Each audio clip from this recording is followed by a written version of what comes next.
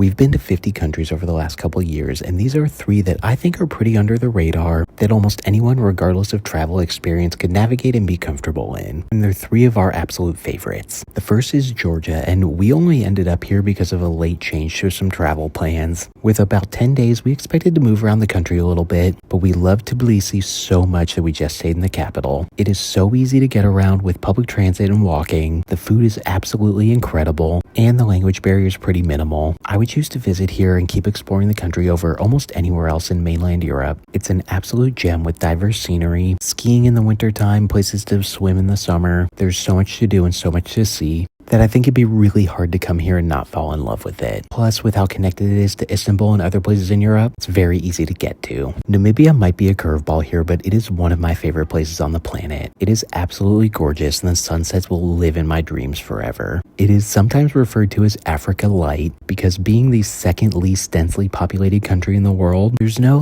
overwhelming crowds. And even though a number of the highways are dirt roads, they're much better maintained than a lot of other places in Africa, namely because they use a process of using their sand, heavily compacted with water, to make the roads almost as smooth as asphalt. The sights here are absolutely incredible. Sossusvlei and Devlei are one of the most iconic places in the world, and the Sandwich Harbor dunes that are home to Dune 2 and Mad Max Fury Road are absolutely gorgeous. If Japan is a country that is on your radar at all, I need you to consider Taiwan. Obviously, it's much smaller and just a little bit easier to navigate just because you don't tend to have as overwhelming of metro stations. The language gap is pretty similar to what you'll find in Japan or South Korea, but it's pretty quick and easy to get used to navigating. The food here is absolutely incredible. It is one of the most underrated cuisines in the world, and their night food markets compare to anywhere that you might go. Scenery around the island is gorgeous, and I think it's somewhere that really easily belongs at the top of a travel